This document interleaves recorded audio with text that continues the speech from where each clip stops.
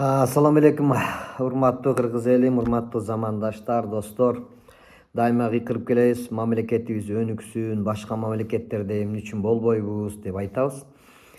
Башка мамлекеттерден дагы жакшы жашасак болот, себеби дегенде бизде Кудайдын берген ушунчолук сонун жери бар, суубуз бар, дүйнө таң кала турган эң дефицит боло турган суу дагы бизде бар, жаратылыш да бизде бар, 4 мезгил дагы бизде бар. Кыш десе кыш, жаз десе жаз, жай десе жай, баардыгы өз-өзүнүн учурунда келе тургандай кылып Кудай таала ушунчалык сонун жерди берген. Ушундай жакшы жерде жашайбыз. Бирок напсибизден, кичине өзүбүздүн тартибибизден башка мамлекеттерден айырмаланып турабыз, ошон үчүн өнүкпөй атабыз. Мына азыр карап көрүңүздөр. Эгерде биз салык төлөбөсөк, мамлекеттик бюджетибиз көбөйүп турбаса, өз ыктыярыбыз менен жакшылап салыкты төлөп турбасак, анда биз эч качан өнүкпөйбүз. Анда биздин пенсионерлерибиз, ата энелерибиз, бир туугандарыбыз башка жумуштардан иштеген, мамлекеттик кызматтарда иштеп аткан туугандарыбызга айлык жок болуп калат. Ушуну туура түшүнүшүбүз керек, бир туугандар. Анан азыр мына кечегини Дордой чыкты, андан кийин мына бүгүн Кудай берген базары чыгып атат, анан кийин Дордойдон кийин Мадина көтөрүлүп чыкты. Бизге ККМди жоюп койгула, патент менен иштейбиз. Патент менен иштейбиз деген сөз бул канча товар сатсаң дагы ошол эле бир 2000ге 3000 коюп койгон бир патентин алып коюп эле анан соода кыла берем деген сөз да. Бул ККМ болсо ошол саткан товарыңа жараша салык төлө. Бир адам азыраак сатып аткан болсоң азыраак төлөйсүң, көбүрөөк сатып аткан болсоң көбүрөөк төлөйсүң. 8 миллиондон ашкандан кийин төлөп баштайсың десе, 8 миллионго жетпей атат деп дагы айткандар бар. Жетпей атса анда эмне кыйналып атасыңар? Анда эмне чурулдап чыгып атабыз? Салык төлөгөндөн качпагыла, бир туугандар. Өзүңөр $5000 шубаларды кийип чыгып алып, биз салык төлөбөйбүз дегендей болуп кыйкырып чыгып атканыңардын өзү туура эмес. Бул напсиңер кийген кийимиңерден, кылган кылыгыңардан эле билинип атат. Көпчүлүк ойлойт экен да, ушу артисттер дагы ушу өмүр бою эле бир салык төлөбөйт болуш керек дейм. Артист болсо эмнеге төлөмөгүлө деген мындай түшүнүк болушу мүмкүн экен. Мен сиздерге кичине өзүбүздүн ишибиз жөнүндө айтып кое берели. Мен 30 жыл сахнада жүргөн болсом, бирде жолу салык төлөбөй, бирде жолу ошол коюп аткан жеримдин ижара акысын төлөбөй концерт кое албайбыз. Мисалы мен сиздерге түшүндүрүп коеюн. Биз биринчи концерт кое турган жердин арендасын төлөйбүз, анын светин төлөйбүз, ага бизге коюп берип аткан музыканттын музыкасын төлөйбүз, ар бир сахнанын жасалгасын төлөйбүз, анан билеттен салык төлөйбүз. Эгерде салык төлөбөсөк, бизге салыкчылар билетибизди бербейт. Анткени печатты басып, санап туруп, анан берет. Жөн эле берип койбойт. Келип бир кызматкер келип алып эшигин ала турат, ар бир кирип аткан билеттерди санап турат. Анан ошондон түшкөн акчаны эсептеп туруп, анан налогду алат. Кайсы жерде Кыргызстанды кыдырып барбайлы, кайсы клубка барбайлы, кай жерге койбойлу, Россиясына, аягына, кайсы жерге деле барып койбойлу деле, баары бир биз ошол салыгын төлөмөйүнчө, ошол жердин арендасын баарын тартиби менен төлөмөйүнчө концерт койбойбуз. Биз өмүр бою салык төлөп келатабыз. Ошондо биздики салыгыбыз азыркы эле ККМ вариантындагы эле ишиңе жараша, 50 000 сом акча тапсаң 50 000ге жараша, 10 000 сом акча тапсаң 10 000ге жараша. Болбосо биз деле анда эчтеке ижара акысын төлөбөй, налог төлөбөй, анда биз деле патент алып алалы, бир 2 000 сомго. Белек кимге жакпасын? Остор дүкөндөрү тармагынан жаңы жылдык акция. Мыкты Vivo смартфонун тандап, кепилденген жаңы жылдык белекке ээ болуңуз. Белекке ноутбук, колонка, кулакчын, смартфон, дагы башка көптөгөн буюмдарды беребиз. Эң сонун жана эң башкысы убагында. Жаңы жылга карата салтуу түрдө белек үчүн Остор дүкөндөрүнө. Билеткен патент. Алып эле анда концерт коюп жүрө берели, бардык жерге барып эле, мына биз патент 1 айга алып койгонбуз, болду, каалаган жерибизге коебуз деп жүрө бербейбиз да, туурабы? Ошон үчүн салыкты милдеттүү түрдө төлөшүбүз керек. Анан кийин эле эмне Дордой кыйкырып чыгып койсоңор эле силердикин токтотуп коюп, анан кийин Мадина бакырып койсо эле аныкын токтотуп коюп эле, анан кийин калганысы эмне кылайлы? Ошон үчүн мындай бир напси деген болот. Кудайга шүгүр деп элибиз тынч жашап атканда, кымбатчылык баардык жакта болуп атат. Кымбатчылык бир эле Кыргызстан эмес, баардык жерде башыбызга түшүп аткан ошондой ар кай жерде согуш болуп атат, бир жерден келе турган нерсе келбей калып атат. Ошон үчүн ар кандай тартыштык бул жашоодо болуп аткан өйдө нерсе болуп атат. Урматтуу достор, бир туугандар, жөндөн жөн эле өзүңөрдүн напсиңердин айынан башка адамдарды дагы козгоп, чурулдатып, жөн тынч жашап өнүгөлү деп атканда, тынч жашап, мындай бир мамлекеттик ар бир салык болсо салыгын төлөп тартиби менен жашай турган болсок, сөзсүз түрдө өнүгөбүз. Көп нерсе салынат, мектеби салынат дегенде, жолу салынат. Канча деген мектептер, жолдор сонун болуп салынып атат, баардык жерлердин баары азастан өнүгүп атабыз буюрса. Жанагыреки өзүбүздө турган кен байлыктарды дагы кастырбай, чурулдап, биз ууланып калдык, биз өлмөй болдук, биз талкаланмай болдук деп дагы чурулдап коебуз го. Ошону менен дагы каспай отура берели. Анда башка жактан карыз алып келе берели. Улам карызыбыз көбөйүп, 3 миллиард болду, 4 миллиард болду. Отура берели. Өзүбүздөгү бар нерсени дагы, аны дагы кыйкырып биздин жер деп алгыла. Кайсы жерден чыгып калган болсо, ошол жер биздики деп алгыла. Жалпы Кыргызстан жөнүндө ишиңер жок, чурулдап биз кастырбайбыз деп тура бергиле. Анда кандай кылалы? Кошунаныкын барып касалыбы? Өзүбүзгө дагы айтайын, биздин ат башыга логистикалык центр салабыз десе, аны да чурулдатып атып, ички душмандар токтоттуңар, салдырбай. Кытайга мен барып келдим жакында, Каргоз деген Казакстан туугандарыбыз шаар кылып салып тур ал жерди. Анткени бизге салынса, кайсы бир өлкөгө дагы андай нерсе салынбай калышы мүмкүн деген саясаттар бар. Аны билбейбиз. Бизге кээ бир уч, эки уч адамдарга акча берип койсо, ошолор чурулдатса, ошонун аркасынан ээчип эле, ошолорду кыйкыра берип эле ушу кезге чейин такыр өнүкпөй келатабыз.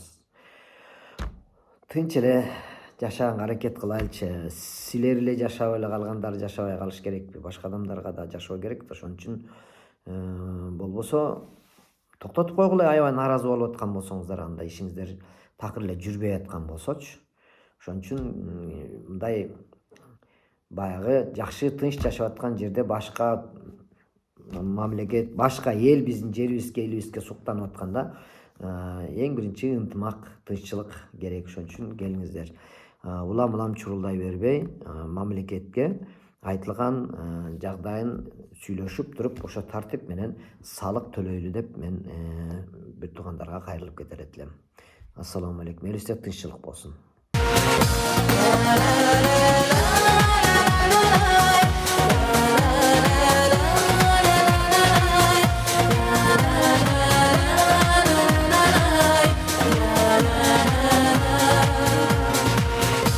Assalamu alaikum dayır jol mayranızlar menen. Balдар бактылуу болсун. Өзүнө көп да күлө бербеңиздер, кичине салайлы.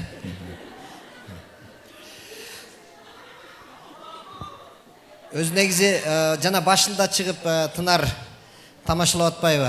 Сакалчандар анан жоолукчандар жөнүндө деп тамашалап атат. Бир эки сөз айтып коюшум керек. Жана башында убакыт болгон жок. Атайын өзүмчө чыгып алып айтайын деп атам. Сакал койгон жигиттер жашыраак кезинде сакал коюп алса, кыздарга көзүнө өөн учурашы мүмкүн. Жапчаш туруп эле сакал коюп алат экен деп. Сакалдын пайдасын билип алышыңыздар керек, кыздар. Сакал пайдалуу, сакал койгон адамдын өзүнө сакал көрүнүп турат, көзүнөчү. Ошон үчүн сакалчан адам өзүн адептүү алып жүрөт. Мисалы тойго барганда деле карап көрүңүздөр, сакалчан жигит чыгып алып, ортого чыгып алып бийлебейт, Сакалчан кыйкырбайт, сакалчан мас болуп алып бакырбайт. Сакал коюп алып барып кыздардан телефон сурабайт, Сакалың өрттөңөр барчынар деп айтат да, турабы? Сакал ушундай өзүн кармап турат да. Анан сакал мына жигит, сакалчан жигит кыздарга тийишпей атат да. Мен сакалым жок да, мисалы. Мен спокойно барып эле телефонуң берчи деп сурап алышым деле мүмкүн өзү. Сакалчан жигитти кыздар дагы көпкө чейин тиктеп карабайт, маңдайына туруп алып, моментип карабайт. Көрдүңүздөр, сакалдын сүрү кандай экен, менде сакал жок, мени моундай эле келип эле карап эле кандайсың деп сүйлөшө берет. Көрдүңүздөр, мен азыр жана сакалчан болсом чыгып алып монтип бийлебей элем да. Жарашпайт да, сырттан карап көрдүм, сакалдын канчалык пайдасы бар. Ошо сыяктуу эле жоолук деле ошондой. Пайдасы аябай көп, пайда жагын айтайын. Тойго кетип атканда прическа үчүн 2000-3000 сом акча көрөйт, турабы? жакшынакай кылып башты таза жууп алып жоолук салынып алыңыздар. Эконом жагынан кетти. Бир четинен улууга дагы урмат болду, өзүңүздөргө да пайда болду. Анан кийин көйнөктүн түрлөрүн тандап, тойго муну кийип барышым керек, бул мындай мода чыгыптыр, мындай кыска чыгыптыр, мындай чыгыптыр деп кыялданып, жүрөгүңүздөр ооруп, дүнөө үчүн кыйналбай эле аял заты кененирээк кийинип жоолук эге пайда. Эгер бутуна чейин мындай тизесинен ылдый кылып кыздар көйнөк кийип алса, жоолук салынып алса, тияктан келатканда жана сакалчаны карабайт деп атпайм, ошол сыяктуу эле жоолукчан кыз тияктан келатса, жигиттер деле аны кечке карабайт. Өтүп кеткенден да карабайт. А эгерде мына кыска кийинип алып, ачылып, чачылып алып, монтип келатса, любой эркек карайт. Кыйшайып, машина айдап баратса да карайт. Көрдүңүздөрбү? Пайдасы эмнеде? Өздөрүнүн күнө көңүл бурдуруп, тигилерди да күнөөлүү кылып, өзү да кылган бул ошондой кийим болот да. А эгерде кийим дене мүчөсүн билдирбей жаап турган болсо, бул кемчиликти да жаап турат. Анткени себеби бир аял толук болушу мүмкүн, бир аял арык болушу мүмкүн. Бир кыздын буту түз болсо, бир кыздын буту түз эмес болушу мүмкүн. Аяшыңдын бутун кыйшык экенин көрбөйсүң сен, көрүштүн деле сага кереги жок. Жабылып жүрө берсин. Ошко келгенде аялын катын деп айтат деп ошентип беребиз го. Катын деген сөз неден калган? Үйдүн ичинде аялы өзүн эркин сезип, жеңил кийинип алып үйдүн коронун ичинде жүрсө, чоочун киши келатса күйөөсү сырттан кыйкырат, эскертүү катарында, катын дейт. Бирөө келатат, жамынып ал, катынып ал деген сөз бул. Пайдасы канчалык. Ошон үчүн жигиттерибиз сакал коюп алган болсо, аны жаман көрбөңүздөр, ал өзүн адептүү алып жүрүш үчүн, сүннөт кылып, мындай аксакалдарыбыз мурда 30ка чыккан илгерки аксакалдарыбыз аталарыбыздан 30ка чыккан жигит дагы өзүн салаваттуу алып, мындай чоң кишилердей болуп, ошондой мамиле жасап жүрүшкөн. Мурда азыр мен 56га чыктым. Мени 56га чыккан могу жерде отурган аксакалбыз да биз эми, 56га чыккан аксакалдарды карасаң жаш балдар деп отур. Мындай аксакалдай деле мамиле кылбайсың. Турча бияка жаш бала деген. Ошон үчүн ар бир нерсе өзүнүн курагында, өзүнө ылайыктуу болуп турса, ошого жараша мамиле болот экен. Азыр биякта жаштар жөнүндө интермед ойноп атабыз, тамаша ойноп атабыз. Пенденин оозунда болсо Алланын кулагында дейт. Жакшы тилек айталы. Биз тамада болуп жүрөбүз. Үйлөнүү тоюна барабыз. Тамадалык кылып. Мен жакында куда күттүм, уккансыздар, ноокаттан куда күткөнмүн. Баламды үйлөндүрдүм. Үйлөнүү тоюм эмне? Үйлөнүү той бул жарыя. Мен ошондо баарын элдин баарына жарыя кылдым. Мисалы, балам менен келинимди тургузуп алып жарыя кылатам. О, бир туугандар, мына мен куда күттүм, келин алдым. Менин уулум менен кудамдын кызы экөө бүгүн нике кайып буйруду. Нике деген эмнеден буйрук? Бул деген сөз ушул менин уулум менен кудамдын кызынын экөөсүнүн ортосунан таркала турган балдарды Кудай Таала мурда эле рызкысын жазып койгон. Ошон үчүн экөө үйлөнүп атат. Болбосо мынтип айтабыз го, мен келинчегим менен каяктан тааныштым десем, мен комуз четкен жерге барсам келинчегим ушер жүрүптүр да. Ошол жерден таанышып калгам да. Мен ичиме ойлойм да, мен келинчегим ушин таанышып калдым, анан ошентип экөөсү үйлөнүп калдык деп койско, андай эмес. Нике кайып, экөөбүздүн рухубузду мурда бириктирип койгон. Анткени экөөбүздөн таркала турган балдарыбыздан дагы акыр кыяматка чейин таркала турган балдардын рызкысы мурда эле жазылган. Ошон үчүн үйлөнүү тоюна барганда жакшы тилек айталы. Экөө үйлөндү. Жакын адамдардын баарын чакырды. Жакшы тилек айтат деп атса, биз экөөнү ортого коюп анан чыгып алып минтебиз. Биринчи сөзүбүз ушул. Ушул эки күнөөкөргө айталы дедим эле деп баштайбыз. Экөө күнөөкөр болуп, силерге айтпай үйлөнүп алдыбы? Мен жана невестанын подружкасына сөз берсем минтет, үйлөнүп аткан жигиттин подружкасынын күйөөсүн карап, мен ушу күнөөкөргө айтайынчы деди эле, мен микрофонду алып минтип койдум. Бул эмне күнөөкөр болуп, сени албай муну алып алдыбы дедим да. Эмне күнөөкөр болушу мүмкүн? Экөө бисмилла жашоону эң жаңы баштап атса анан күнөөкөрбү? Күнөөкөргө деп айтпаңыздар. Эгерде күнөөкөр деп айткан болсоңуздар, демек экөөнүн күнөөсүнө свидетель болгонсуздар сиздер. Же баланын күнөөсүн билесиңер, же кыздын күнөөсүн билесиңер. Эмнеге айтышыбыз керек? Акыбыз жок антип айтканга. Жакшы тилек айталы. 80ге чыккан аксакалдардын, 90га чыгып бараткан абалардын тоюн алып барып калам го. Ошол жерге барганда да ушинтип айтабыз. Тилек айтканда ойлонбой айтабыз. Аксакал, 100ге чыгыңыз дейбиз. Бирөөз ичип отурган эме ичинен ойлойт. 100 айтпады элем, 120 айтайын дейт. Анысы чыгып 120га чык дейт. Дагы бирөөз 140, 150 деп отурган 150ге чыгарып коебуз. Жааматтын батасы тиет дейт. Биз барып алып 150-ге чык, о мейин деп койсок, кокус кабыл болуп кетсе. Ал 150-ге чыга турган болсо кандай болот, билесиздерби? Елестетип көрсөңүздөр. Өтө жакын көргөн адамдар бизге каалоо айтпай эле каргыш айтып кеткендей болот да. 100-ге чыккан адам айылда бирөө эле, жалгыз отурат. Жанындагылар жок. Же байбичеси кетип калган, же башкасы кетип калган, өзү жалгыз отурат, эч ким жок, достору кеткен эчак, эшиктин алдында отурат. Ар өткөн бир өткөндөр чакыра берет. Бери кел, кайка бартасың? Тияка бартам. Эмнеге бартасың? Ушакка бартам. Ким баласысың? Баланчанын баласымын. Эмнеге анын баласысың эле дей берет го. Сүйлөшкүсү келип атат да. Зеригип атпай, жалгыз да. Өзү теңдүүлөр жок, анын сөзүнө эч ким кызыкпайт. Кийинкилер бүт жаштар, компьютерлешип кеткен. Аны менен сүйлөшүп отурганга убактысы жок. Жалгыз отурат. 100-ге чыкканда, 120-га чыкканда балдары өлүп калса, өзү отурат. 140-ка чыкканда неберелер өлүп атат, дагы эле баягы тирүү жүрөт. Баласы өлсө да ошол жерде эт жеп жүрөт, небереси өлсө да бала эжегеси ошол жерде эт жеп жүрөт. Ошол жерде турат. 150-ге чыгып алган жамандыктын жишаандай болуп. Элдин баары адегенде 100дөн ашканда мактап аткан, ой деп. Кийин балдары өлүп, неберелер өлүп атса, эмне кылат? Суук тумушук болуп кетет, жаман көрө баштайт. Жер титиресе да ошондон көрөт. Ушул курабы дейт. Балдарын неберелери өлүп атат, ушуну жер көтөрө албай силкинди дейт. Кечеги Турцияда жер титирөөндө ошондон көрөт. Ушундан көрө уш өлсө болмок дейт. Кургакчылык болсо да ошондон көрөт. Ушуну жыга чапсак точно жаан жайт дейт. Көрдүңүздөрбү? Биз эмне кылганбыз? Жакындары барып алып 150-ге чыгып алмайын деп кетип калганбыз. Бул ойлонушубуз керек экен да. Тилек айтканда ойлонуп айталы. Биз бир тилек айтканда мындай бир аркасын жаман сыяктуу кылып айтат экенбиз да. Ошол жерде юбилейге барып айтсак болот да. Ой ата, неберелериңиз көп болсун. Пайгамбарыбыз айткан көптүңөр менен сүйүнөм деп. Небереңиз көп болсун. Ар бири ыймандуу болсун. Келип кезек менен келип сиздерди урматтап сыйлап, бирөөсү чайын берип, бирөөсү даратыңыз суу даярдап, бирөөсү ушинтип жетелеп турсун деп айталычы. Зантпейсиз. Мынтип айтасыз. Апа, неберелериңиз көп болсун. Ошол неберелердин богуна тайгаланып, тапчыкесине чалынып десе эле мен ичимен ойлоно берем да. Же чалканган кетип өл, же көмкөрөнгөн түшүп өл деген эле сөз бул. Эмнеге тайгаланыш керек өзү негизи? Ушул абысындын тилеги деп ойлойсуң өзүнчөчү. Ой 80 киши чыккан киши тайгаланса, бир жери сынып калса, өлгөнчө бүтпөйт аны сөйүп. Карып калган кишиники. Жакшы эле тилең айтсак болбойбу? Сөзсүз ошентип эле сайылып өлүп, чалынып өлүп, тоңкоюп өлүп, ошентип өлө бериш керек. Жапжакшынакай эле өлсүн. Анда да 100-ге чейинкиси каалоо, 100дөн ашкандан кийинкиси каргоо болуп калат дейт.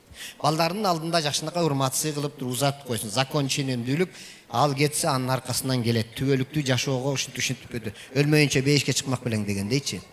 Ошон үчүн дуа кылганда, тилек кылганда, бата кылганда ойлонуп бата кылалы. Себеби бата тагдырды өзгөртөт дейт. Мына бир айылда бир аксакал жашаган экен. Бир киши өмүр бою арак ичиптир. Айыл боюнча эч кимге жакшылык кылган эмес. Улуулар чыкса урушат, аял киши чыкса сөгөт, жаш балдар чыкса кубалайт. Дегиле алдынан ким чыкса запкы көрсөтөт, зулумдук кылат. Айыл ушунчалык тажап бүттү. Ичтеринен ушундан кутулсак жакшы болот эле. Ушул өлүп калса жакшы болот эле деп тилек кылышчу экен. Кичине азыраак кылып кой. Бирок Кудай таала берет да ырыскыны. Жашап атат экен. Бир күнү ырыскысы түгөнүп өлүп калыптыр. Элдин баары сүйүнөт экен. Сыртынан сыр бербеген менен ушунчалык кутулдук, ушундан Кудайга шүгүр деп. Ушунчалык жаман көргөндүктөн молдо жаназасын окубай, эл аны көмбөй коюптур. Аялы бар кимден суранат. Ой, жашырып койгула, Алланын ыраазычылыгы үчүн соопчулук бир жерге көмүп койгулачы. Эч ким макул болбой коет. Айылдын четинде бир аксакал киши жашачу экен. Адамкерчиликтүү, жүрөгү таза, халыс бир киши жашачу экен. Ошогону билип баягы аялы барыптыр. Аксакал, сиз билесиз го менин күйөөмдү. Элдердин кылып атканын көрүп атасыз. Соопчулук кылып бир нерсе кылып жашырып коюңуз. Аксакал барып көмүп койгон экен. Эртеси күнү эрте менен өлүк чыккан үйдүн эшиги такылдайт дейт. Эшикке чыкса аялы эшиктин алдында молдо 10 чакты киши менен турат экен. Кызык болду, таң калыштуу. Баарыбыз бирдей түш көрдүк. Күйөөңүз бейиште жүрөт. тоба кылдык. Биз билген эмес экенбиз анын жакшы адам экенин. Көрсө жакшы адам турбайбы, бейишти экен, түшүбүздөн көрдүк баарыбыз бирдей. Биз билбеген жакшылыктарды да кылчу окшойт десе аял айтат, жок. Мен билбейм. Өмүр бою жашадым, мага бир жакшы жылуу сөз айтпады. Балдарына жаман сөз айткан, каргагандан башка, сөккөндөн башка эч нерсе кылган жок. Кайерге көмдүңүз эле кызык болуп атат бизге. Мен көмгөн эмесмин, аксакал киши көмгөн дейт. Баары аксакалга барып сураптыр. Ушундай болду, бейиште жүрөт экен, таң калыштуу бу кандай? Десе аксакал айтат, мен да билбейм. Жаназа окуганды билбейм, Куран окуганды билбейм, намаз окуганды деле билбейм. Барып бир жерге көмдүм дагы, бирок акырында алаканымды жайып бир тилек кылдым эле. О жараткан, мен бир сенин алсыз пендеңмин. Өзүң билесиң, ушул жерде жашайм. Ар өткөн, бир өткөн коноктор болуп калса, Кудай конок деп ошолорду сыйлаймын. Өзүмдө жартынан болсо да ошолорго жарымын берем. Өзүм үшүсөм да ошолор жылуу жатсын деп тосуп алып узатып коем. Кудайдын ыраазычылыгы үчүн деп Кудай конок деп тосом. Сенин ыраазычылыгыңды алганга аракет кылчумун. Аны сен өзүң жакшы билесиң. Бүгүн мен сенден суранам. Бүгүн мен сага өзүмдүн коногумду жөнөтүп атам. Тосуп ал деп айткам дептир. Караңыздар. Бир жүрөгү таза адамдын Кудай экөөнүн ортосундагы болгон мамиле, чын жүрөгүнөн сурангандан өмүр бою ичип жүргөн адамдын дагы жолун бейишке буруптур дейт. Караңыздар. Алланын ырыскысы кенен.